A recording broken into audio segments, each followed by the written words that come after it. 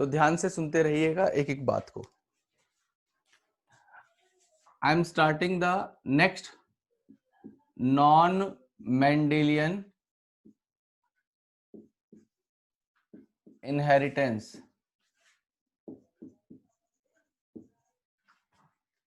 part, and in this the topic is codominance.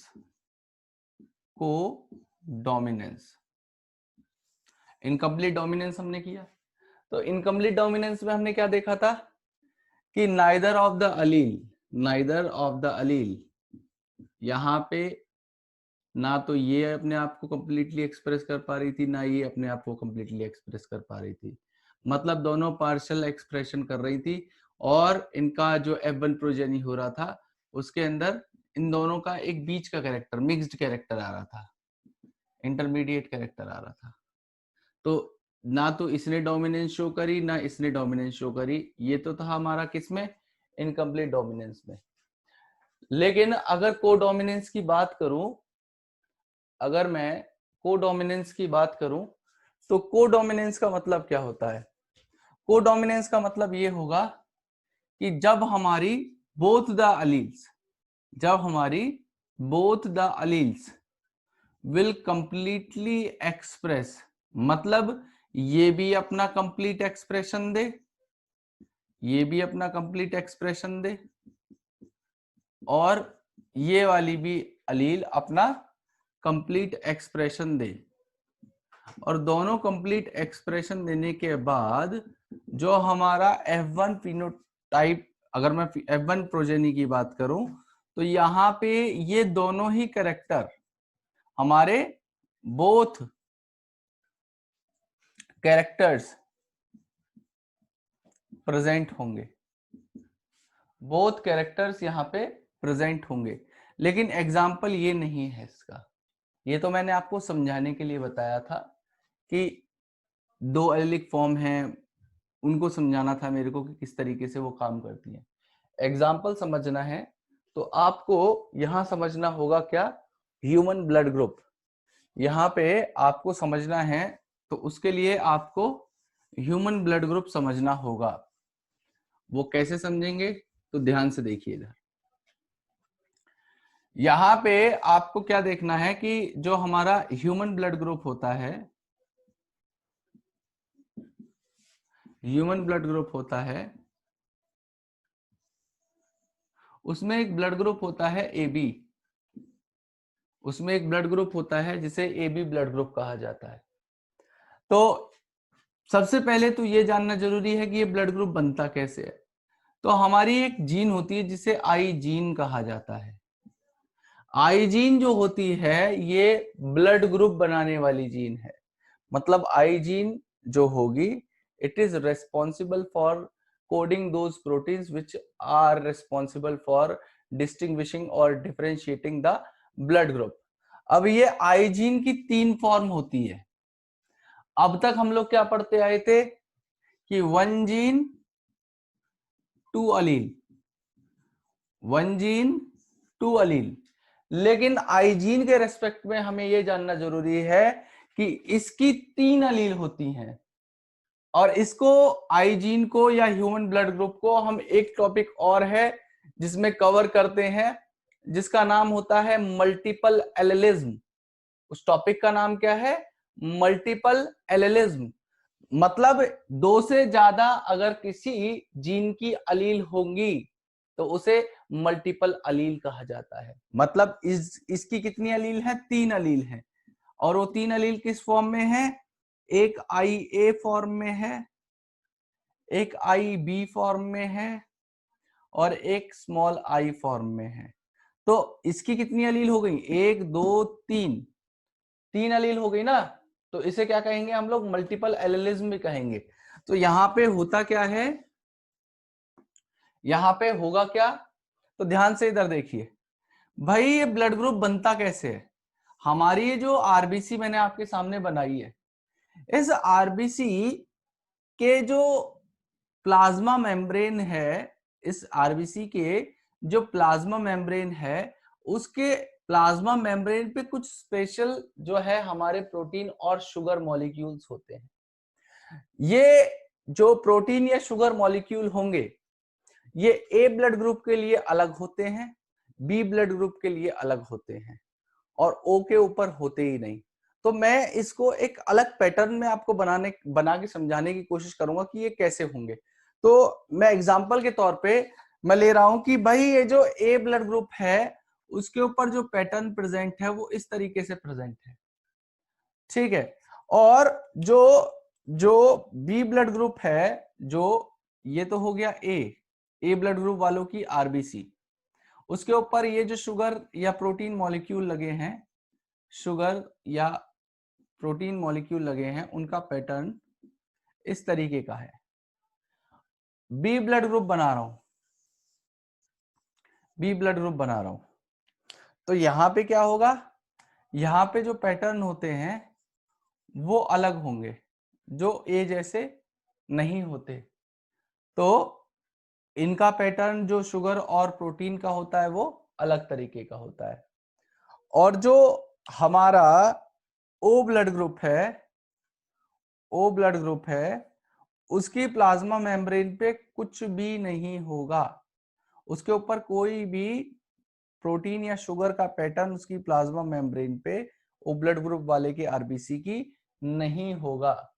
और A B जो होगा, जो हमारा ब्लड ग्रुप ए बी है, इस ए बी की प्लाज्मा मेम्ब्रेन पे क्या होता है, हमारा दोनों ही पैटर्न प्रेजेंट होते हैं, इस पे हमारे दोनों ही पैटर्न प्रेजेंट होते हैं। तो इसमें ये जो ए बी हुआ, ए बी के अंदर ये किसका एग्जाम्पल है, कोडोमिनेंस का एग्जाम्पल है। कैसे कि भाई ए और आई बी दोनों जीन्स दोनों यहां पे प्रेजेंट थी, ठीक है। मतलब एक अलील जो है आई ए की फादर साइड से आई, आई बी की मदर साइड से आई, तो ये दोनों जो अलील थी इन दोनों ने मिलके एक जीन को बनाया और वो जीन थी आई ए आई बी जीन। तो ये तो दोनों अलील हो गई ना। इन्होंने क्या किया, इन्होंने क्या किया, अपने आप को कंप्लीटली एक्सप्रेस कराया और उस आरबीसी के अंदर दोनों टाइप के हमारे पैटर्न्स को लेके आए। तो ये जो ए बी ब्लड ग्रुप होता है, it is the ideal example of codominance, it is the ideal example of what, codominance. Got it. क्योंकि यहां पे क्या हो रहा है कि हमारी जो आई ए है और आई बी है, ये दोनों कंप्लीटली एक्सप्रेस कर रही हैं, पार्शियली क्या इनकम्प्लीट डोमिनेंस के अंदर हो रहा था। यहां पे क्या हो रहा है कि एक भी अपने आप को पूरा का पूरा बना रहा है, बी भी अपने आप को पूरा का पूरा बना रहा है, ठीक है। दोनों का एक्सप्रेशन कंप्लीट हो रहा है।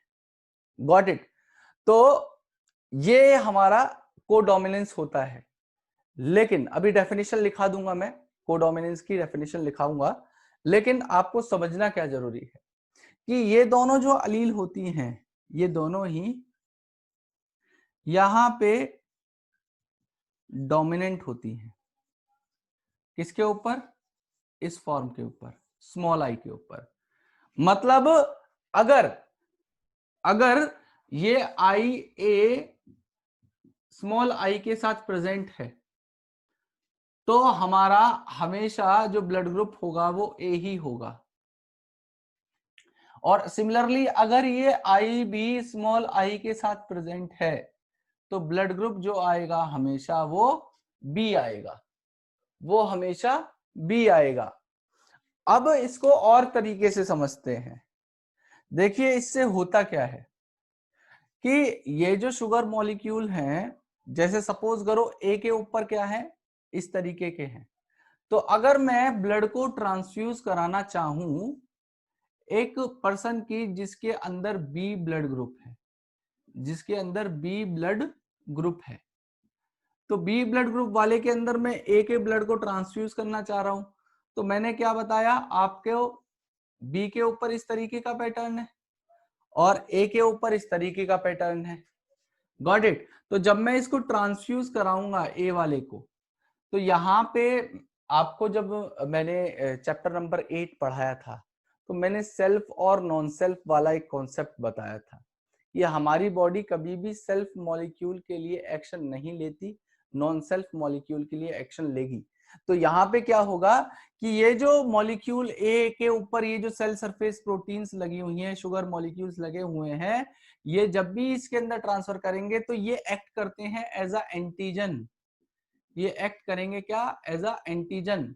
और जैसे ही ये ए ब्लड ग्रुप, जैसे ही ये ए ब्लड ग्रुप का जो ब्लड है उसको मैं ट्रांसफ्यूज करूंगा बी की बॉडी में, तो ये जो एंटीजन मॉलिक्यूल है, मतलब जो इसके सेल सरफेस पे प्रोटीन और शुगर थे जो एक्ट करेंगे एज अ एंटीजन, इनके अगेंस्ट बी की बॉडी क्या करेगी? एंटीबॉडीज बना लेगी। और ये एंटीबॉडीज के ऊपर जाके एक्शन लेंगे, जिसकी वजह से एक रिएक्शन होता है जिसे हम लोग कहते हैं एग्लूटिनेशन। जिसे हम लोग कहते हैं क्या? Agglutination reaction. एग्लूटिनेशन रिएक्शन, और सिंपल भाषा में कहें तो clumping of blood. Clumping of blood, blood की क्लंपिंग करवा देगा, एंटीजन एंटीबॉडी कॉम्प्लेक्स बन जाएगा, जिसकी वजह से ये पर्सन की डेथ हो जाएगी। इसीलिए हमें दूसरे ब्लड ग्रुप वाले पर्सन को दूसरे ब्लड ग्रुप को ट्रांसफ्यूज नहीं कराया जाता। जैसे बी के अंदर ए को नहीं करा सकते, बी के अंदर ए को नहीं करा सकते, ए के अंदर बी को नहीं करा सकते, या ओ के अंदर किसी को नहीं करा सकते। अभी सारे केसेस की बात करूंगा। सिमिलरली ये ए को मैंने डाल दिया बी के अंदर, तो ये एक्शन हुआ। सिमिलरली अगर मैं बी को ए के अंदर डालूंगा तो भी यही काम होगा। ओ के देखिए सेल सरफेस पे कोई भी प्रेजेंट नहीं है, कुछ भी सेल सरफेस मॉलिक्यूल प्रेजेंट नहीं है। यहाँ पे देखिए कोई भी प्रेजेंट नहीं है, तो ओ के ऊपर कोई antigen, there will be no antigen. यहाँ पे कोई भी एंटीजन नहीं है। तो चाहे इसको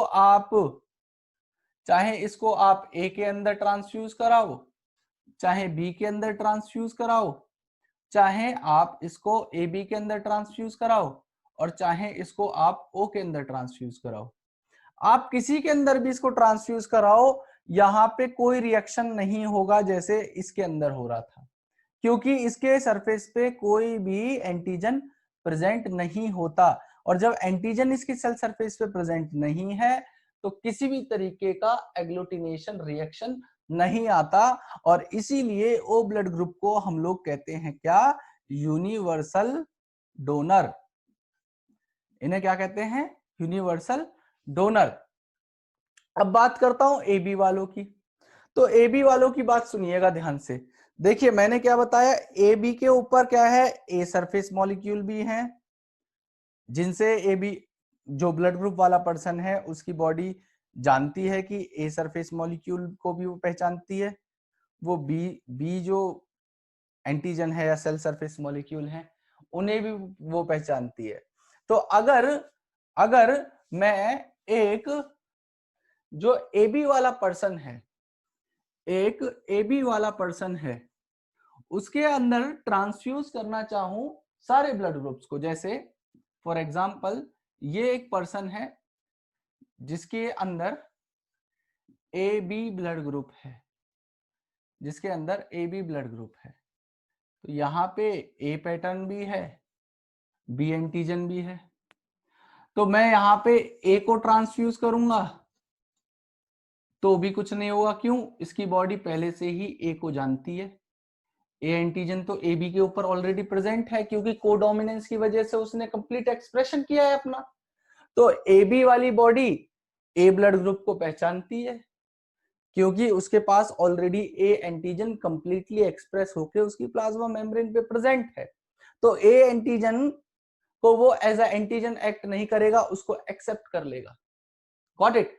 ऐसे ही अगर मैं बी ब्लड ग्रुप वाले को ट्रांसफ्यूज कराता हूं, बी ब्लड ग्रुप को ट्रांसफ्यूज कराता हूं ए बी के अंदर, तो यहां पे बी वाला भी एंटीजन प्रेजेंट है, या बी वाला भी जो पैटर्न था शुगर का और प्रोटीन का वो यहाँ पे लगा हुआ है इसकी प्लाज्मा मेम्ब्रेन पे, तो ये भी इसके लिए नॉन सेल्फ नहीं है, तो ये भी एक्सेप्टेड हो जाएगा। पहला वाला ए तो एक्सेप्टेड था ही था, बी भी इजीली एक्सेप्टेड होगा विदाउट गिविंग और providing any kind of reaction, ये भी एक्सेप्ट हो जाएगा। ए भी एक्सेप्ट था, बी भी एक्सेप्ट हो गया। अब बात करते हैं ओ की, तो भैया ओ तो बेचारा ऐसा है जिसके ऊपर कुछ भी नहीं है, ओ तो पीस एंड हार्मनी में जीने वाला पर्सन है, बेचारे के ऊपर कोई भी तरीके का सेल सरफेस मॉलिक्यूल नहीं लगा हुआ, तो ये तो किसी के अंदर भी डाल दो तो ये ए बी के अंदर तो कुछ कर ही नहीं सकता, क्योंकि ए बी के ऊपर तो किसी चीज का ही रिएक्शन नहीं था, क्योंकि इसके पास तो हर तरीके का पैटर्न है, और ओ के ऊपर तो नो एंटीजन, तो जब ये एंटीजन नहीं है ओ को, तो आप चाहे ए के अंदर डाल लो, चाहे बी के अंदर डाल लो, चाहे ए बी के अंदर डाल लो, चाहे ओ के अंदर डाल लो, ये कुछ नहीं करेगा। तो ए बी हमारा क्या हो गया, ये सबसे ब्लड ले सकता है, ए बी सबसे ब्लड ले सकता है। कैसे भाई, ए बी की बात कर लेते हैं, अब ए बी की बात कर लेते हैं, कोई पर्सन है जिसका ए बी ब्लड ग्रुप है, तो ए बी भी एक्सेप्टेड है, तो ये देखिए ना, इसने सबसे ब्लड को ले लिया, इसने सबसे ब्लड को ले लिया, तो इसे हम लोग क्या कहेंगे, ये हो गया क्या हमारा यूनिवर्सल एक्सेप्टर या यूनिवर्सल रेसिपिएंट, जो किसी भी ब्लड ग्रुप से ब्लड को एक्सेप्ट कर सकता है विदाउट प्रोवाइडिंग एनी रिएक्शन। अब बच्चों का क्वेश्चन आता है कि सर क्या हम लोग ए पॉजिटिव को किसी ए नेगेटिव पर्सन के अंदर ट्रांसफर कर सकते हैं, या किसी ओ नेगेटिव ब्लड को किसी बी पॉजिटिव ब्लड के अंदर ट्रांसफ्यूज कर सकते हैं? तो आंसर है इस चीज का नहीं। मतलब अगर हम लोग ब्लड ट्रांसफ्यूजन करेंगे तो ये जो पॉजिटिव और नेगेटिव वाला फैक्टर है इसको भी ध्यान में रखा जाता है। अब ध्यान में कैसे रखा जाएगा, तो वो भी समझिए कि ये जो पॉजिटिव और नेगेटिव आ रहा था वो किसकी वजह से आ रहा था। जैसे मैंने आपको बताया कि हमारे ब्लड ग्रुप बनाने के लिए कुछ एंटीजन या सेल सरफेस मॉलिक्यूल हैं रेस्पॉन्सिबल, सिमिलरली ऐसे ही एक फैक्टर होता है जिसे कहा जाता है R H factor, R H factor, ठीक है, या रीसस फैक्टर, रीसस फैक्टर। इसका मतलब क्या है कि यहां पे ये सेल सरफेस मॉलिक्यूल जो मेन ब्लड ग्रुप को बना रहे हैं, ए को, बी को, ए बी को, वो तो प्रेजेंट है ही है, साथ में कुछ हमारे अदर मॉलिक्यूल भी हैं। अगर वो प्रेजेंट हैं तो उसे कह देंगे, जैसे ये ए है और उसके ऊपर ये आर एच वाली प्रोटीन भी लगी हुई है, ये आर एच फैक्टर वाली प्रोटीन भी लगी हुई है, तो ये हो जाएगा ए पॉजिटिव। ये क्या हो जाएगा, ए पॉजिटिव, क्योंकि यहाँ पे ये दूसरे तरीके का पैटर्न जो जिसे हम लोग आर एच फैक्टर कह रहे हैं या रीसस फैक्टर कह रहे हैं वो प्रेजेंट है ना, वो बन गया क्या, ए पॉजिटिव। सिमिलरली हमारा अगर ये ए ब्लड ग्रुप है, इसके ऊपर ये नॉर्मल पैटर्न जो ए ब्लड ग्रुप की अपनी कैरेक्टरिस्टिक है वो प्रेजेंट है। अब यहाँ पे ये आर एच प्रोटीन प्रेजेंट नहीं है, आर एच फैक्टर यहाँ पे प्रेजेंट नहीं है, तो उसे कह देते हैं ए नेगेटिव। तो ये जो हमारा आर एच फैक्टर प्रेजेंट होगा तो वो पॉजिटिव कहलाएगा, आर एच फैक्टर प्रोटीन्स उसके ऊपर नहीं लगी होंगी तो वो नेगेटिव बन जाएगा। सिमिलरली ऐसे ही ये बी के साथ होता है, B positive B negative, O blood group के साथ होता है ओ पॉजिटिव ओ नेगेटिव, ऐसे ही ए बी ब्लड ग्रुप के लिए होगा ए बी पॉजिटिव और ए बी नेगेटिव। अब क्वेश्चन कहां से आते हैं, इसके क्वेश्चंस कैसे करने हैं, तो सबसे पहले तो आप इसकी डेफिनेशन को लिखिए कि कोडोमिनेंस का मतलब क्या है। तो इसकी डेफिनेशन लिखिए सबसे पहले कोडोमिनेंस की। लिखिए, when two alleles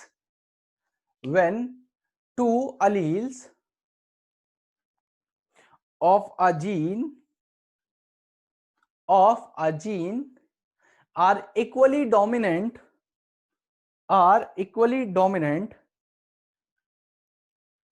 and express themselves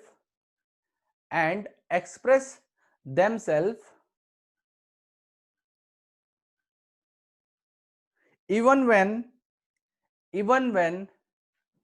they are together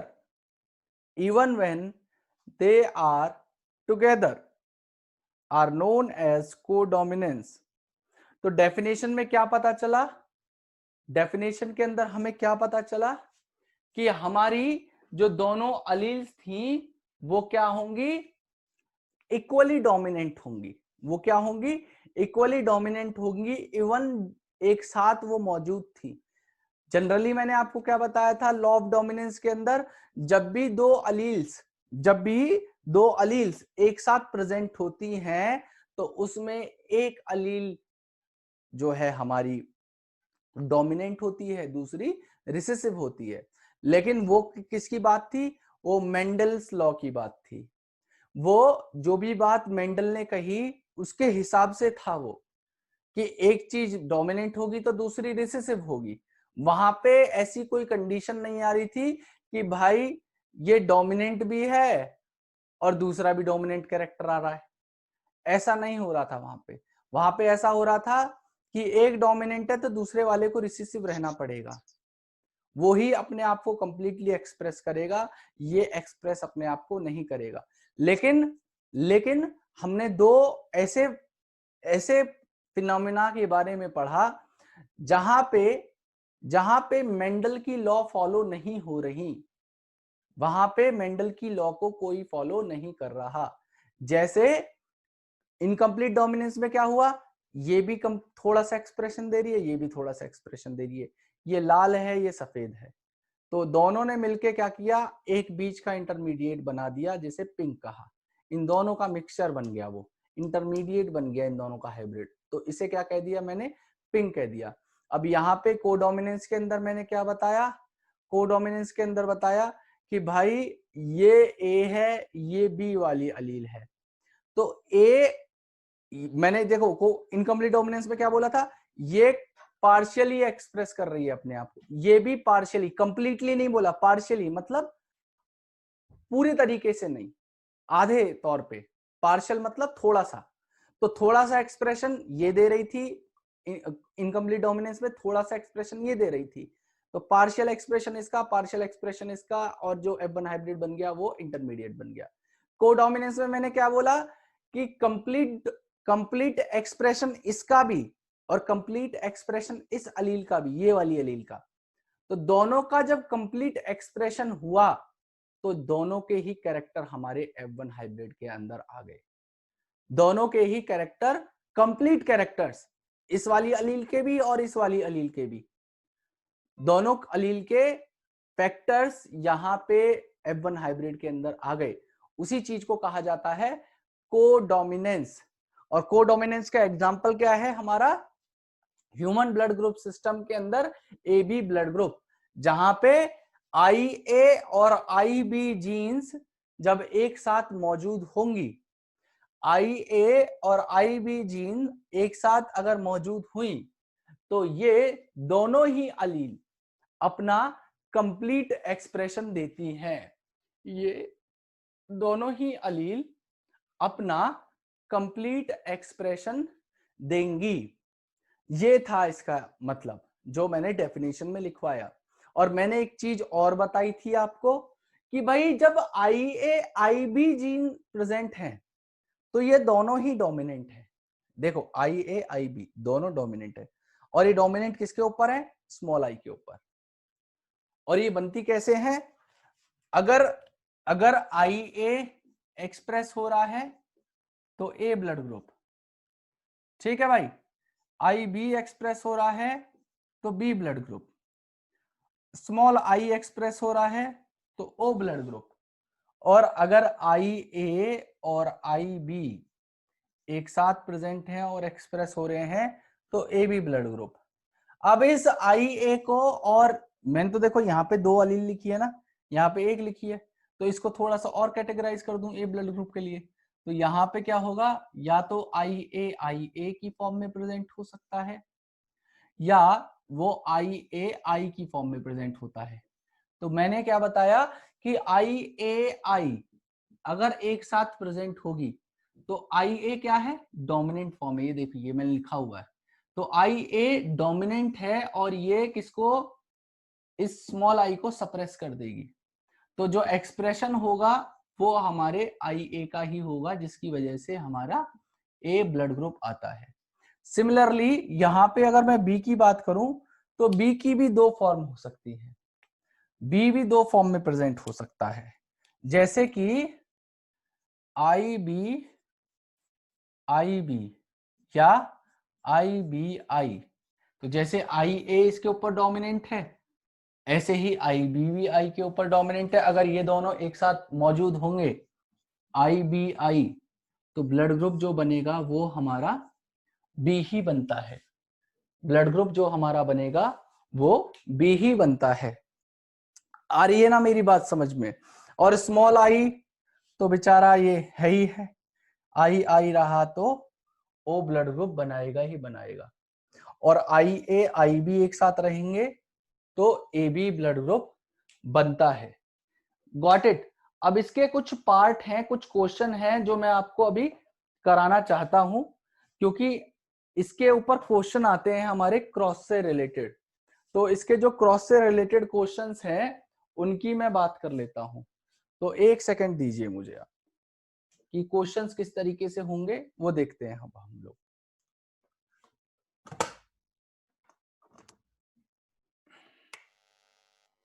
हाँ जी,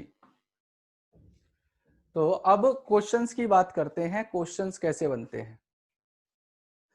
देखिए यहां पे एक टेबल मैं बना रहा हूं, एक टेबल बना रहा हूं। अगर टेबल आपको समझ में आ गई तो आप कोई भी क्वेश्चन सॉल्व कर सकते हो इससे रिलेटेड, और वो टेबल कुछ ज्यादा, इतनी ज्यादा टफ नहीं है, ठीक है। तो मैं उस टेबल को बना रहा हूं इस जगह।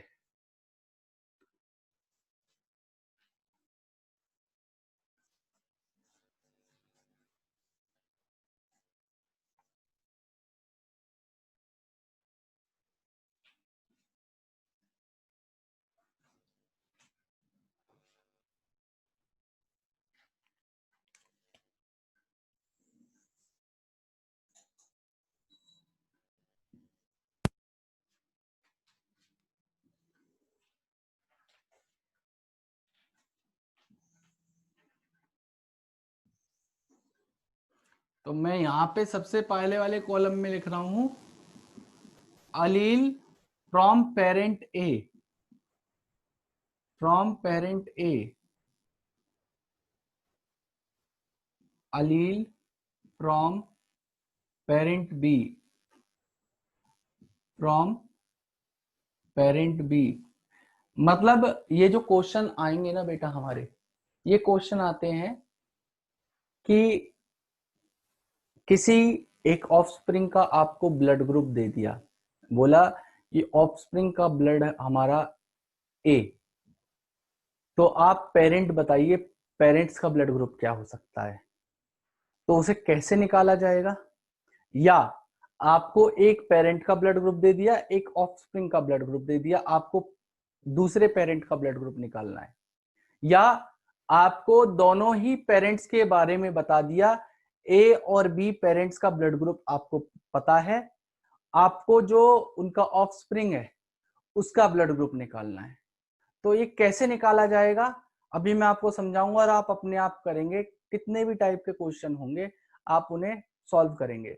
देखिए ये अलील फ्रॉम पेरेंट ए, ये अलील फ्रॉम पेरेंट बी, उसके अलावा यहां पे लिख रहा हूं कि जब क्रॉस करने के बाद जो जीनोटाइप बनेगा वो क्या बनेगा, और जो ऑफस्प्रिंग होगा उसका ब्लड ग्रुप क्या होगा, उसका जो ब्लड ग्रुप है वो क्या होगा।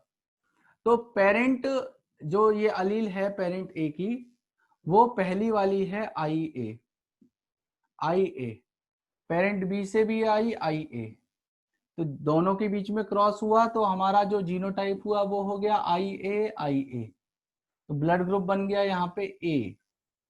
ऐसे ही पेरेंट ए का ब्लड ग्रुप था आई ए, पेरेंट बी से आया स्मॉल आई, ये दोनों ने क्रॉस किया और ये बन गया आई।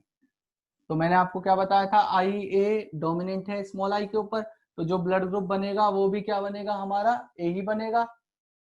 सिमिलरली पेरेंट ए था आई बी, ये जो हमारा एलील जिसमें पेरेंट बी की थी वो भी आई बी, जीनोटाइप इसका हो गया आई बी और आई बी, और ब्लड ग्रुप जो हो गया वो हो गया बी, वो हो गया बी।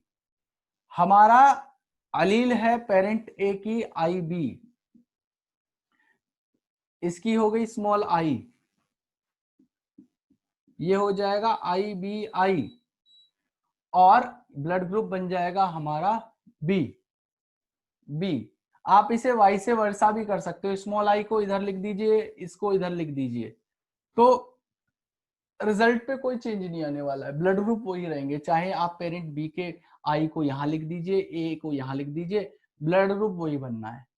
अब अलील जो पेरेंट ए से आई वो थी आई ए, पेरेंट बी से जो अलील आई वो है आई बी, जो जीनोटाइप बना मिक्स होने के बाद दोनों का वो बन गया आई ए आई बी, और ब्लड ग्रुप बन गया हमारा ए बी, ब्लड ग्रुप बन गया हमारे। ये सारे पॉसिबल केसेस बता दे रहा हूं आपको कि कौन से पेरेंट से कौन सी अलील आएगी जिसके कारण ब्लड ग्रुप कौन सा बनेगा ऑफस्प्रिंग के।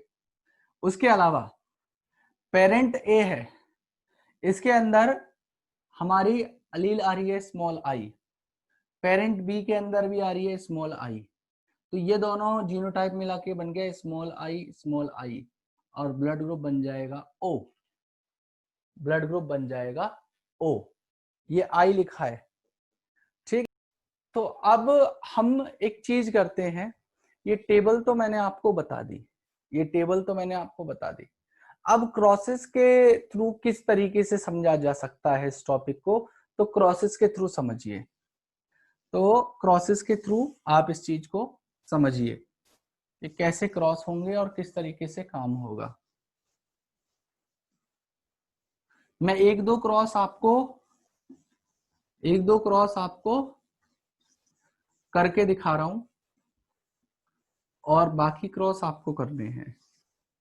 फॉर एग्जाम्पल आपको बताया गया है कि जो पेरेंट मेल पेरेंट है उसका ब्लड ग्रुप भी ए है, और जो फीमेल पेरेंट है उसका भी ब्लड ग्रुप ए है। तो आपको पता करना है कि जो प्रोजेनी होगी उसका ब्लड ग्रुप क्या है। तो आप कहोगे भाई सर बहुत सिंपल सी बात है, आई ए के लिए हम ये एक काम करते हैं, आई ए कर लेते हैं, और इसके लिए भी आई ए कर लेंगे, और इनके बीच में सर हम क्रॉस कर लेंगे पनेट स्क्वायर बना के, तो ये हो गया आई ए, ये भी हो गया आई ए, ये हो गया आई ए, और यहाँ पे इन दोनों के बीच में क्रॉस करेंगे तो ये दोनों ही आई ए आ गया, यहाँ पे भी करेंगे तो चारों का रिजल्ट आई ए हो गया। मतलब हमारे जो 100% रिजल्ट आया, 100% प्रोजेनी जो आई वो ए ब्लड ग्रुप वाली होंगी, वो ए ब्लड ग्रुप वाली होंगी। नहीं बेटा, आपको इतना इजी सवाल नहीं पूछा जाएगा, और वो क्वेश्चन के ऊपर डिपेंड करेगा कि वो क्वेश्चन क्या पूछना चाह रहा है आपसे। अभी सवाल करवाऊंगा प्रीवियस ईयर बोर्ड में जो पूछे हुए हैं। यहाँ पे देखिए इन्होंने पूछा है कि क्या हो सकते हैं, तो पेरेंट है ये मेल पेरेंट, ये हमारे फीमेल पेरेंट है, ये हमारे फीमेल पेरेंट है। मेल पेरेंट का भी blood group A, female parent का भी ब्लड ग्रुप ए। इसे दूसरी अप्रोच से कैसे किया जा सकता है, इसको IAI लिखिए, इसको भी आप IAI लिखिए और उनके बीच में क्रॉस कराइए, तो देखिए रिजल्ट आपका बदल जाएगा। तो देखिए रिजल्ट आपका जो आएगा वो थोड़ा सा बदल जाएगा। देखिए कैसे, ये हो गया IAIA, ये हो गया IAI, ये हो गया IAI, और ये वाला हो गया स्मॉल आई। तो यहाँ पे देखिए ये तो होमोजाइगस डोमिनेंट फॉर्म आ गई, तो ए ब्लड ग्रुप होगा ही होगा। ये दोनों रिजल्ट ऐसे होगा, ये हेट्रोजाइगस फॉर्म में थे, लेकिन IA इसके अंदर डोमिनेंट है तो ये भी ए ब्लड ग्रुप ही बनाएगा। लेकिन ये जो आया लास्ट वाला, ये हमारा ओ ब्लड ग्रुप हो गया, ये हमारा ओ ब्लड ग्रुप होगा, क्योंकि दोनों स्मॉल आई है। तो सोचिए पेरेंट्स तो हमारे ए हैं, पेरेंट्स तो हमारे ए ब्लड ग्रुप वाले हैं, और जो ऑफस्प्रिंग आ रहा है वो ओ आ रहा है। तो इसमें 25% प्रोबेबिलिटी है या चांसेस हैं कि प्रोजेनी का जो ब्लड ग्रुप होगा वो ओ होगा, और 75% जो प्रोजेनी है, अब कहोगे 25 75 कैसे निकाल लो, अरे 4 प्रोजेनी है ना भाई, तो 4 प्रोजेनी है तो 100 को 4 से डिवाइड करो तो एक प्रोजेनी का हिस्सा आता है 25%। तो यहाँ पे देखो ना, 4 में से 1/4 अगर एक प्रोजेनी हमारी ओ है तो 25% जो प्रोजेनी है वो क्या हो गई, ओ वाली हो गई।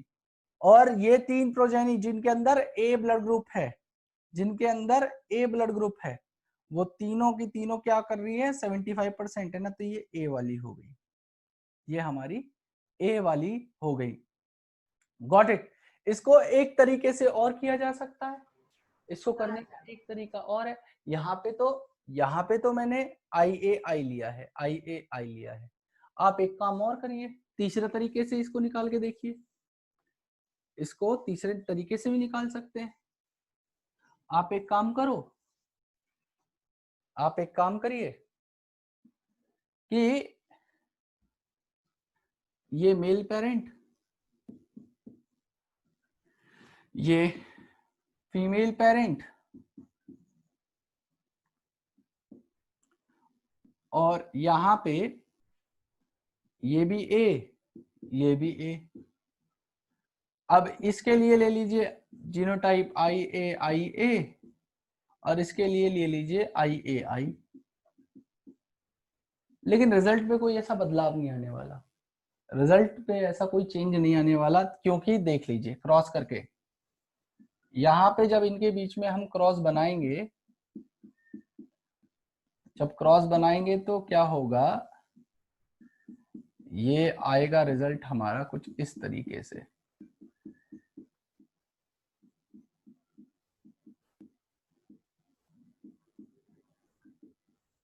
चारों ही प्रोजेनी ए पॉजिटिव, मतलब 100% रिजल्ट जो है वो ए ब्लड ग्रुप वाला होगा।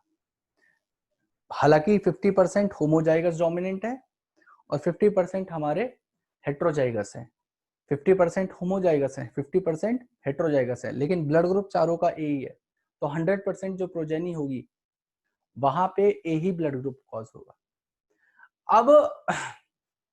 अब एक क्वेश्चन और तरीके से सोचिए कि एक पेरेंट का ब्लड ग्रुप है ए, एक पेरेंट का ब्लड ग्रुप है ए और दूसरे पेरेंट का ब्लड ग्रुप है बी। तो मैं पूछ रहा हूं maximum numbers of blood group progeny के अंदर कौन कौन से आ सकते हैं, मतलब पॉसिबल आउटकम्स क्या क्या है, तो वो कैसे निकाले जाएंगे, तो वो भी देख लीजिए एक बार जरा, वो भी देख लीजिए जरा। फिर अभी मैं क्वेश्चन करवाऊंगा इसके, फिर मैं क्वेश्चन कराऊंगा। ये मेरे हिसाब से तीनों चीजें आपको समझ में आ गई होंगी, और समझ में नहीं आई होंगी तो इसके लिए मैं एक डाउट सेशन रखूंगा, डोंट वरी।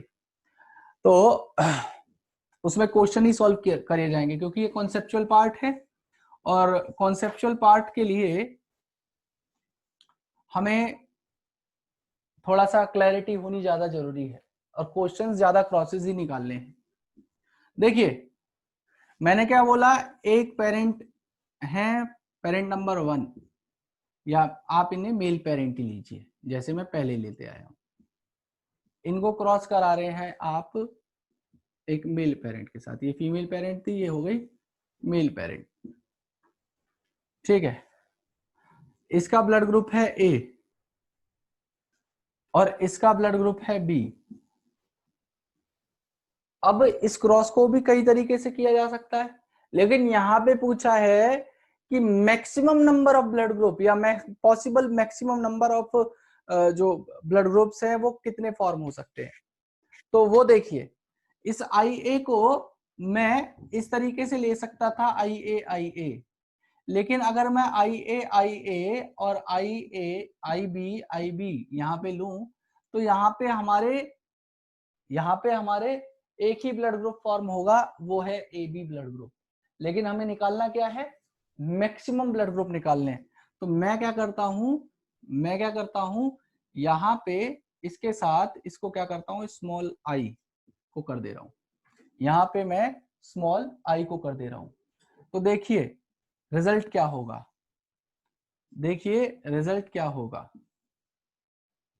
ये हो जाएगा क्या, आई ए आई बी आई, और ये हो जाएगा आई ए आई बी,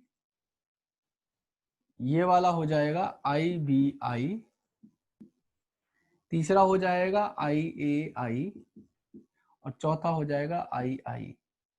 तो देखिए यहाँ पे 4 अलग अलग ब्लड ग्रुप बने। कैसे, सबसे पहला ब्लड ग्रुप जो आया हमारा वो आया ए बी ब्लड ग्रुप, दूसरा वाला जो आया वो आया बी ब्लड ग्रुप, तीसरा वाला जो ब्लड ग्रुप आया यहाँ आया ए ब्लड ग्रुप, और चौथा वाला आया वो आया ओ ब्लड ग्रुप।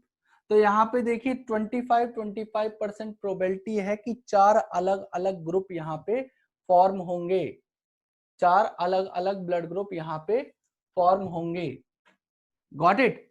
तो इस तरीके से आप क्रॉसेस को कर सकते हैं, और आप किसी भी टाइप के क्रॉस को परफॉर्म करके उसके रिजल्ट को निकाल सकते हैं, हालांकि थोड़ा सा दिमाग आपको यूज करना पड़ेगा। अब मैं एक काम करता हूं अपने, खैर छोड़िए, अभी एक काम करिए, क्वेश्चंस को मैं बाद में कराऊंगा, पहले मैं आगे कंटिन्यू कर लेता हूं चैप्टर को।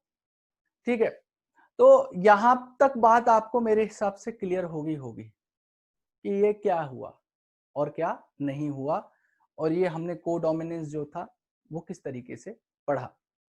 अब एक काम करते हैं, एक हमारी दूसरी लॉ है, that is law of segregation. तो मैं लॉ ऑफ सेग्रीगेशन की बात कर लेता हूं कि लॉ ऑफ सेग्रीगेशन क्या कहती है, लॉ ऑफ सेग्रीगेशन क्या कहेगी।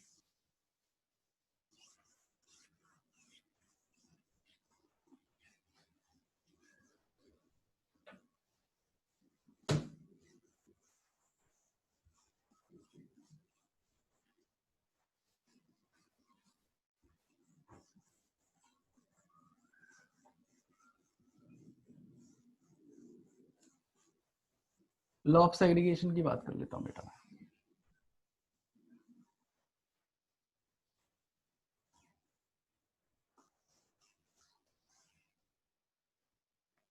देखिए सेकंड लॉ है हमारी, सेकंड मेंडल की लॉ है,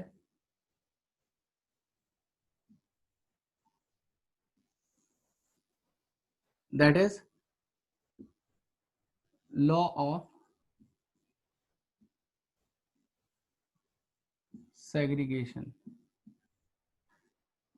लॉ ऑफ सेग्रीगेशन किस समय लगती है, लॉ ऑफ सेग्रीगेशन लगती है उस समय जब गैमेट फॉर्म होते हैं।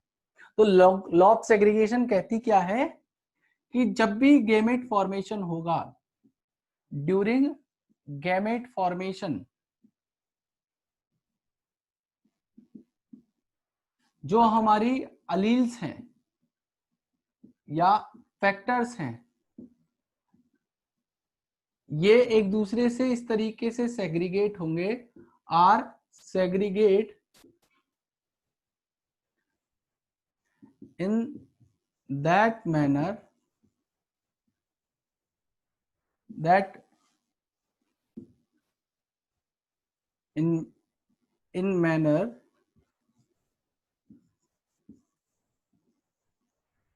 that each gamete will receive will receive only one type of allele. मतलब क्या है यहां पे, अगर यहां पे कैपिटल टी था, ये हमारी क्या है, अलील हैं, ये हमारी क्या है, अलील्स हैं। ये अलील किसकी, एक जीन का पेयर है, एक जीन की दो अलील होती है। तो जब भी ये गैमेट फॉर्मेशन करेंगी तो उस समय पे ये वाली अलील और दूसरी वाली अलील एक दूसरे से सेग्रीगेट होंगी और इन दोनों में से एक ही जाके गैमेट को फॉर्म करेगी। मैंने क्या लिखा है, ड्यूरिंग गैमेट फॉर्मेशन अलील फैक्टर्स, ये अलील्स है जिन्हें फैक्टर्स कहते थे कौन, मेंडल, वो सेग्रीगेट हुए इस मैनर में कि each gamete will receive only one type of allele. तो देखो ये बन गया हमारे, ये थे पेरेंट का जीनोटाइप और ये बन गए हमारे गैमेट। तो गैमेट ने क्या किया, एक ही अलील को रिसीव किया।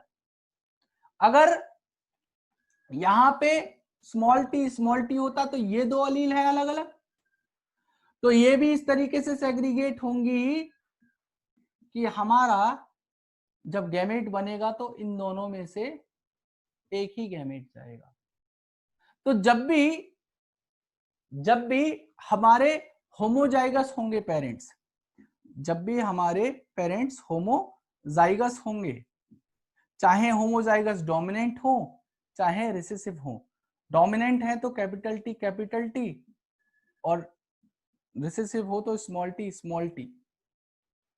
तो हमेशा जो भी गैमेट बनेगा only one type of gamete will be form. क्यों, आप इसमें देखिए, ये आ जाए तो भी वही बात है, ये आ जाए तो भी यही बात है। तो यहाँ पे जो गैमेट बनेगा दोनों केसेस में वो एक ही टाइप का बनेगा, only one type of gamete will form. और अगर पेरेंट हेटेरोजाइगस है और अगर पेरेंट हेटेरोजाइगस है तो उस केस में क्या होगा कि हमारी प्रोबेबिलिटी है या तो ये जाए गैमेट बनाने के टाइम पे, क्यों, क्योंकि एक दूसरे से सेग्रीगेट होंगे, सेग्रीगेट होने का मतलब होता है अलग होना, तो ये सेग्रीगेट होंगे, या तो ये गैमेट बना सकता है या एक चांस है ये गैमेट बना सकता है, दोनों में से कोई भी गैमेट बना सकता है। और इन गैमेट बनाने का जो प्रोपोर्शन है या प्रोबेबिलिटी है वो इक्वल प्रोबेबिलिटी होती है, मतलब 50% चांस है कि हमारा ये गैमेट बनाए और 50% चांस है कि ये आए, तो ये इक्वल प्रोपोर्शन में होगा। और यहाँ पे हेटेरोजाइगस पेरेंट है तो गैमेट कितने टाइप के बनेंगे, two type of gamete form हो सकते हैं, या तो ये फॉर्म हो सकता है या ये फॉर्म हो सकता है। लेकिन यहाँ पे केवल होमोजाइगस, चाहे डोमिनेंट फॉर्म थी तो भी एक टाइप का गैमेट बना, रिसेसिव फॉर्म थी तो भी एक टाइप का ही गैमेट फॉर्म होगा। ये कहती है हमारी कौन, law of segregation, law of segregation, got it. तो एक बार जल्दी से आप एक काम करिए, इसकी डेफिनेशन लिख लीजिए अच्छे से, ठीक है, इसकी डेफिनेशन लिख लीजिए अच्छे से क्योंकि स्टेटमेंट में आएगा, ये पूछा जाएगा। तो इसमें लिखिए आप, during gamete formation, during gamete formation the alleles, bracket में लिख दीजिएगा factor of a character pair present in parent, of a character pair present in parent, segregate from each other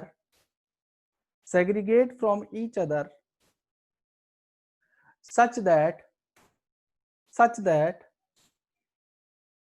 a gamete receive only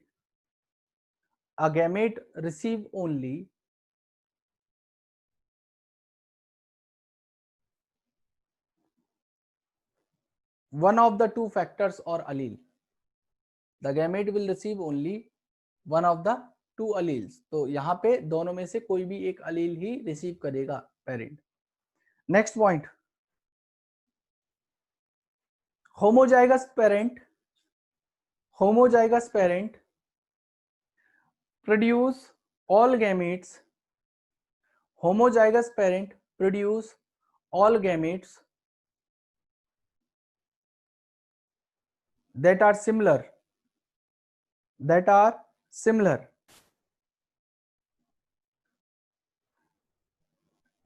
comma करते हुए लिखना, while heterozygous parent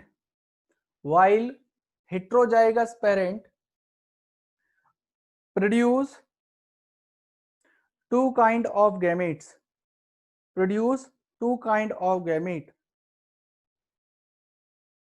each having one allele, with equal proportion, got it। अब जो मैं next चीज पढ़ाने वाला हूं वो है तीसरी लॉ ऑफ इंडिपेंडेंट असॉर्टमेंट। तो लॉ ऑफ इंडिपेंडेंट असॉर्टमेंट को बताने से पहले मुझे आपको बताना होगा क्या, डायहाइब्रिड क्रॉस। तो मैं पहले डायहाइब्रिड क्रॉस को एक्सप्लेन करूंगा, उसके बाद लॉ ऑफ इंडिपेंडेंट असॉर्टमेंट को उसी के अंदर एक्सप्लेन करूंगा कि किस तरीके से वहां पे वो थर्ड लॉ एप्लीकेबल है। जैसे हमने पहली लॉ पढ़ी थी लॉ ऑफ डोमिनेंस, दूसरी पढ़ी लॉ ऑफ सेग्रीगेशन, तीसरी लॉ है हमारी कौन सी, लॉ ऑफ इंडिपेंडेंट असॉर्टमेंट।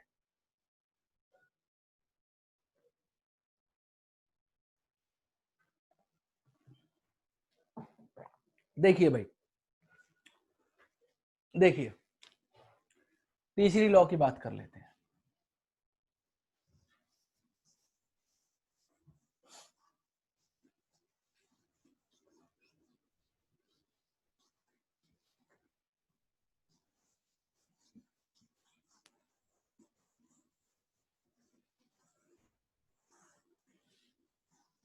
तीसरी लॉ की बात करते हैं। जो थर्ड लॉ है, जो हमारी थर्ड लॉ है वो है लॉ ऑफ इंडिपेंडेंट असॉर्टमेंट। इसको समझने के लिए हमें क्या करना पड़ेगा, पहले एक डायहाइब्रिड क्रॉस को समझना पड़ेगा। हालांकि पहले भी पढ़ के आए हो, डायहाइब्रिड क्रॉस को समझना पड़ेगा। देखिए मोनोहाइब्रिड क्रॉस क्या कह रहे थे हम लोग, when we are crossing between one pair of contrasting character, जब हम लोग एक pair of contrasting character, opposite character लेके क्रॉस करते हैं तो उसे मोनोहाइब्रिड कह रहे थे। और डायहाइब्रिड का मतलब क्या होगा कि when we cross between two pair of contrasting character, दो पेयर ऑफ कॉन्ट्रास्टिंग कैरेक्टर्स के बीच में अगर हम क्रॉस करते हैं तो उसे डायहाइब्रिड क्रॉस कहा जाता है। Got it. जैसे एग्जांपल के तौर पे अगर मैं यहां पे लिख रहा हूं पेरेंट, तो पेरेंट मैं ले रहा हूं जहां पे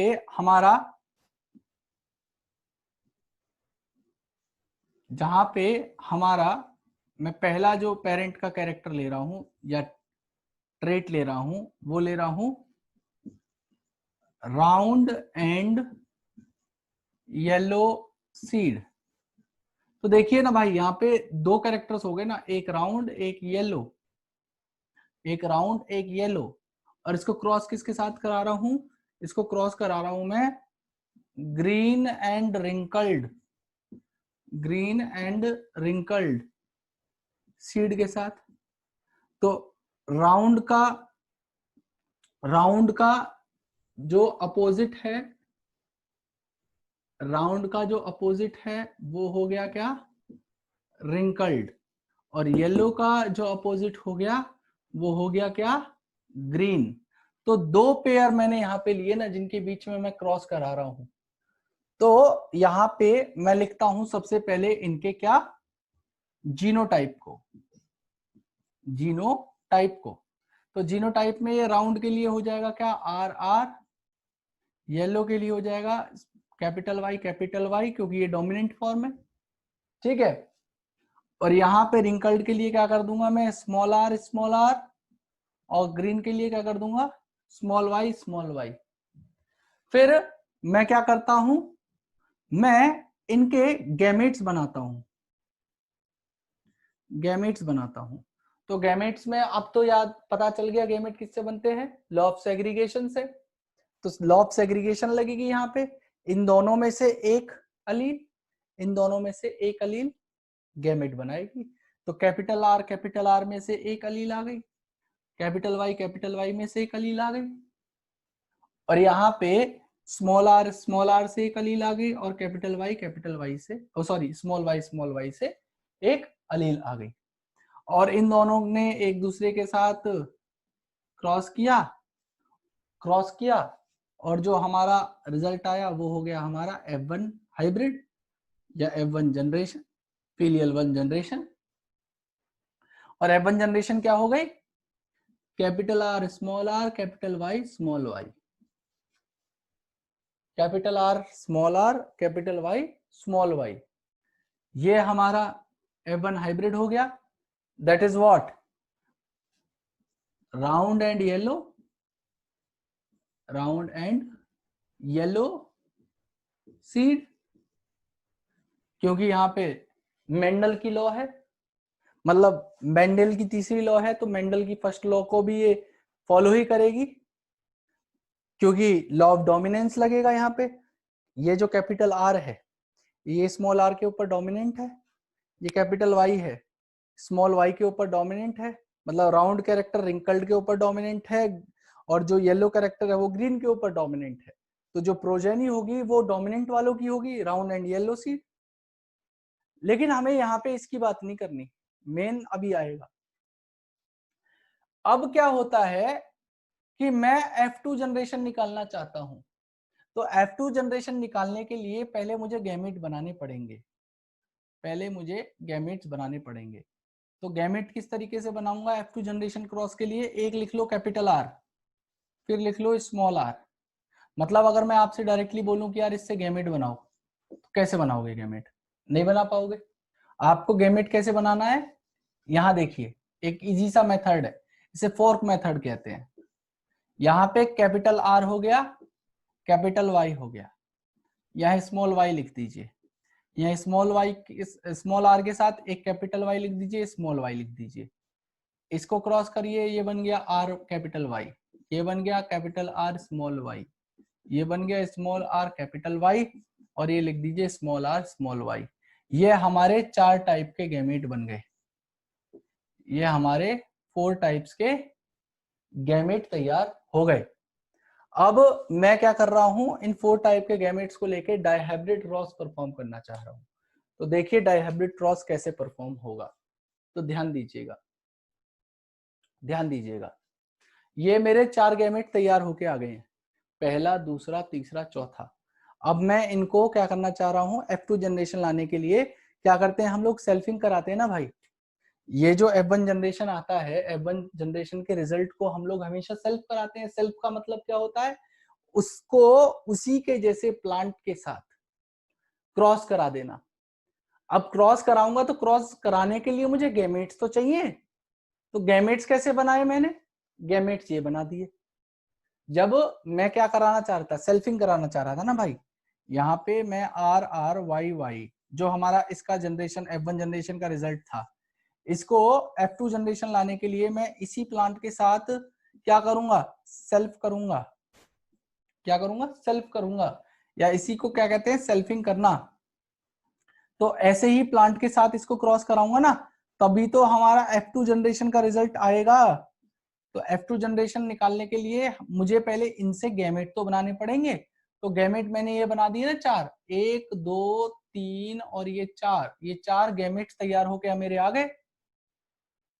अब मैं एक पनेट स्क्वायर बनाता हूं और पनेट स्क्वायर में इन गैमेट्स को रख के क्रॉस करने की कोशिश करूंगा।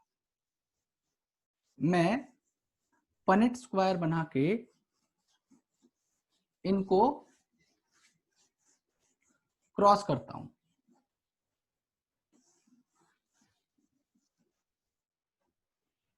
ध्यान दीजिएगा, यहां पे पनेट स्क्वायर बनाना है तो 4 गैमेट है ना, 4 ही बॉक्स लेने पड़ेंगे, 4 ही बॉक्स लेने पड़ेंगे। ये 4 बॉक्स हो गए। इसी तरीके से ऊपर से वर्टिकली और हॉरिजॉन्टली 4 ही बॉक्स लीजिए आप। ये पहले गैमेट को यहां लिख दीजिए capital R, capital Y, capital Y, R small Y, small R capital Y और स्मॉल आर स्मॉल वाई। ठीक है, इसी तरीके से यहाँ पे ले लीजिए जो गैमेट्स यहाँ पे लिए, capital R, small R, small Y, इनके बीच में क्रॉस करा दीजिए। ये देखिए, ये जो गैमेट्स मैंने बनाए थे इन्हीं को तो लिया है, यहाँ पे यही तो लिखे हैं जो लिखे, तो इनके बीच में क्रॉस कर दीजिए, इनके बीच में क्रॉस बना दीजिए।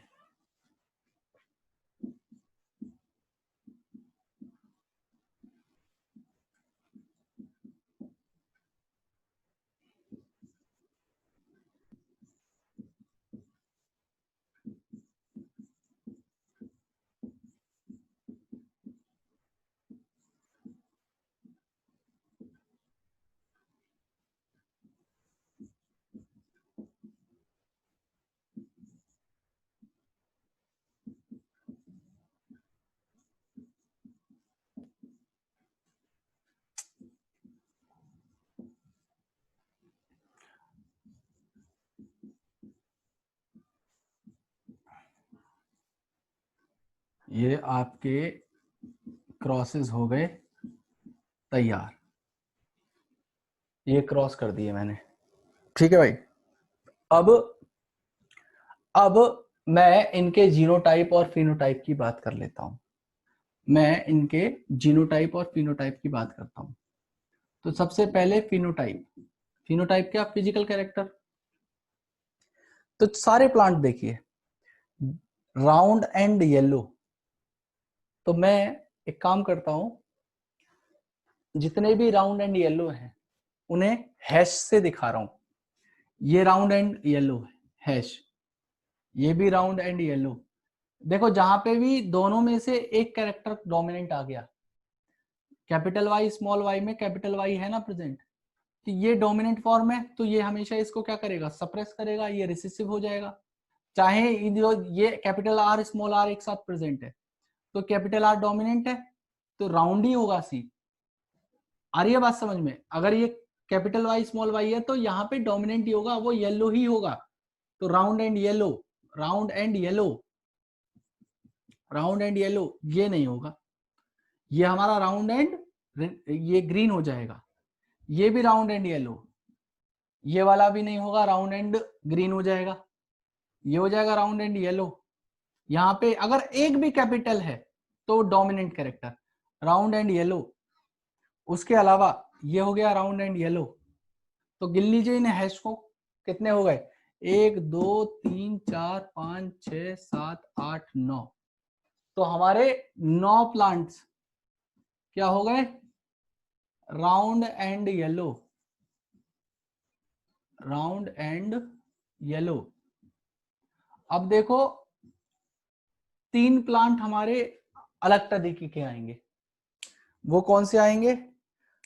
वो देख लीजिए आप, कौन से? ये वाले। ये देखिए भाई, इसे मैं डबल क्लिक कर रहा हूं रेड रेड रेड मार्कर से। ये हो गया राउंड एंड ग्रीन, ये वाला हो गया राउंड एंड ग्रीन, और भाई ये वाला हो गया राउंड एंड ग्रीन। तो 3 प्लांट हो गए हमारे क्या?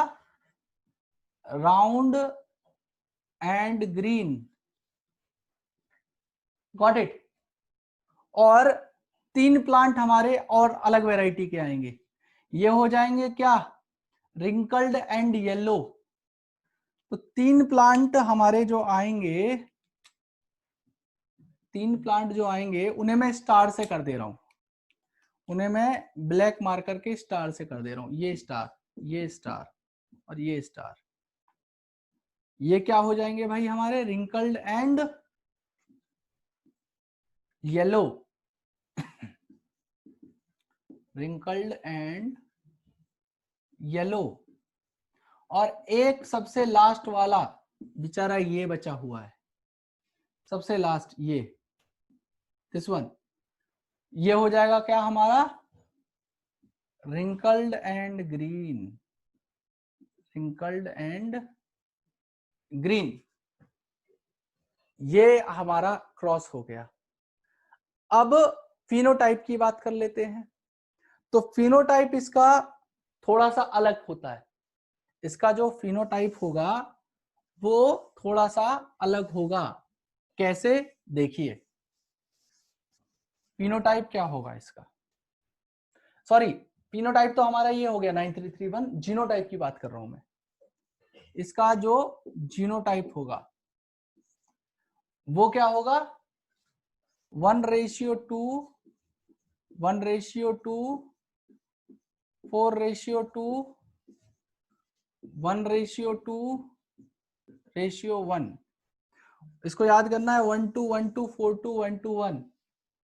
अब कहोगे कि सर ये कैसे आएगा, तो देखो जीनोटाइप क्या है, जेनेटिक कॉन्स्टिट्यूशन। भाई बेशक ये 9 प्लांट राउंड एंड येलो हैं, लेकिन आप इनके अगर जीनोटाइप की बात करें तो कितने डिफरेंट डिफरेंट टाइप के जीनोटाइप है। मतलब capital R capital R capital Y है। यहाँ पे दूसरा केस देखिए कैपिटल आर है, कैपिटल वाई स्मॉल वाई है। तो ये तो देखो दोनों में डिफरेंस है ना भाई, इनके दोनों को डिफरेंस है ना इनमें। इसमें कैपिटल वाई है, इसमें स्मॉल वाई है। इसमें कैपिटल आर स्मॉल आर है, इसमें कैपिटल आर है। ये भी इससे अलग है, ये इससे अलग है। तो जीनोटाइप तो इनके अलग है, हालांकि फिनोटाइप जो फिजिकल कैरेक्टर आ रहे हैं वो तो सेम है। तो जीनोटाइप कैसे है, ये जैसे ये कैपिटल वाई को ये मान लीजिए 1, ठीक है। इसी तरीके से दो दो निकाल लें, तो दो आपको दिखाता हूं। ये दोनों को देखिए आप, सेम है एक दूसरे से, capital Y small Y, capital Y small Y. तो ये दूसरा वाला ये हो गया 2। इसी तरीके से 1 आप और ढूंढ लीजिए, तो ये वाले को 1 मान लीजिए क्योंकि ये इकलौता ऐसा ही है। तो ये वाला हो गया 1। इसी तरीके से दूसरा 2 ढूंढना है, तो देखिए दूसरा 2 ये मिल गया। ये देखिए दोनों को, ये दोनों एक जैसे। इस तरीके से फिर कहोगे कि ये 4 कहां पे प्रेजेंट है, ये 4 कहां पे प्रेजेंट है, सॉरी बेटा, हाँ जी। तो मैं ये जो बोल रहा था आपसे कि ये 4 कौन से होंगे, ये 4 होगा ये वाले। इस लाइन को आप इधर देखिए, ये चारों एक जैसे हैं, चारों का जो जीनोटाइप है वो एक दूसरे से मिलता हुआ है। इसी तरीके से आप और ढूंढिए जो एक दूसरे से रिजेंबल करते हो, तो आप देख पाएंगे कि देखिए ये वाला और ये वाला एक जैसा है, तो 2 का रेशियो यहाँ पे निकल गया। उसके अलावा और देखिए कौन से हैं जो एक दूसरे से मिलते जुलते हैं, ठीक है। ये वाला देखिए और ये वाला देखिए, तो ये वाला जो 2 है ये बचा, और बाकी जितने बचे ये हो गया, और अदर जो बचे वो सारे 1:1 वाले होंगे। तो ये जो हमारा होता है इसका 1:1:2, 4:1:1, ये तो इसका हो गया जीनोटाइप। लेकिन ये लॉ क्या कहती है, मतलब अब तक तो हम लोगों ने डायहाइब्रिड क्रॉस देखा ना, ये लॉ क्या कहती है। तो ये लॉ कहती है कि when two pair of traits combined in a hybrid, the segregation of one pair of character, one pair of character is independent of other pair of character, other pair of character। तो उसके लिए आपको rewind करना पड़ेगा जब मैंने इसके gametes बनाए थे। ध्यान से देखिए इधर, देखिए मैंने शुरुआत में बताया था कि जब हम लोग टू पेयर ऑफ ट्रेट्स को कंबाइंड कर रहे हैं तो मैंने यहाँ पे पेरेंट्स आपके लिखे थे ये तो यहाँ पे ये गैमेट बनाए थे, ये गैमेट बनाए थे और इन्हें आपस में कंबाइंड किया था, जो हमारा आया था क्या, F1 हाइब्रिड। ठीक है, तो ये दो पेयर ऑफ ट्रेड्स ने कंबाइंड करके क्या बनाया, एक हाइब्रिड बनाया जो था हमारा F1 जनरेशन।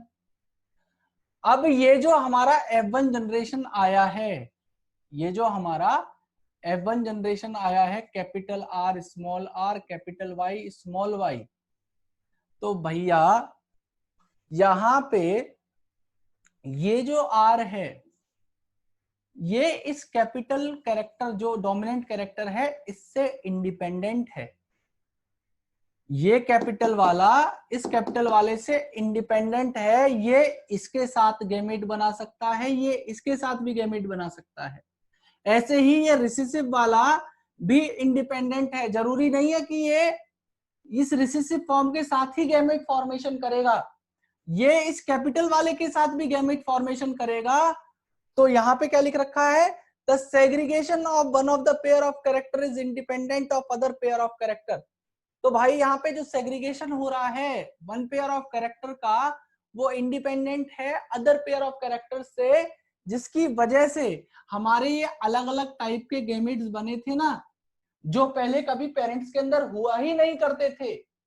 जो हमारे कैरेक्टर्स पहले पेरेंट के अंदर थे नहीं थे ना, मतलब इस टाइप से कोई गैमेट बना हुआ था इस टाइप से कैपिटल R स्मॉल y, तो हमने नहीं देखा। लेकिन वो क्या हुआ, क्योंकि इंडिपेंडेंट असॉर्टमेंट हुई, ये जो कैपिटल R है ये स्मॉल i के साथ इंडिपेंडेंटली असॉर्ट करके इसने गैमेट को फॉर्म किया। इस स्मॉल r ने इस कैपिटल Y के साथ इंडिपेंडेंट असॉर्टमेंट शो करी और इंडिपेंडेंटली असॉर्ट होके सेग्रीगेट होके उसने यहाँ पे गैमेट को फॉर्म किया। और उसकी वजह से ये देखिए कितने टाइप के रिजल्ट आए, कितने टाइप के रिजल्ट आए, जिसमें अलग अलग तरीके के हमारे प्लांट के कैरेक्टर्स आए हैं। तो यही होता है लॉ ऑफ सेग्रीगेशन, मतलब when two pair of trait, तो ये देखे दो पेयर ऑफ ट्रेट आए, इन्होंने एक हाइब्रिड को बनाया और इस हाइब्रिड के अंदर क्या थे, जो कैरेक्टर्स थे वो एक दूसरे से सेग्रीगेट हुए इंडिपेंडेंटली, ताकि वो नए नए टाइप के कॉम्बिनेशंस को फॉर्म कर पाते, और वो इंडिपेंडेंट थे अदर पेयर से। मतलब ये कैपिटल R है तो ये कैपिटल Y से इंडिपेंडेंट है, मतलब इसके ऊपर कोई कंपल्शन नहीं है कि भाई तुम जाओगी इस डोमिनेंट वाले के साथ ही गैमेट बनाओगी, या इस स्मॉल r के पास ये कंपल्शन नहीं है कि तुम इस स्मॉल y के साथ ही तुम बनाओगी, तुम कैपिटल Y के साथ गैमेट नहीं बना सकती। तो ये इंडिपेंडेंट होते हैं एक दूसरे से, और इंडिपेंडेंट होने की वजह से यहाँ पे अलग अलग टाइप के गैमेट फॉर्मेशन आ रही है बात समझ में। ये होती है हमारी law of independent assortment, law of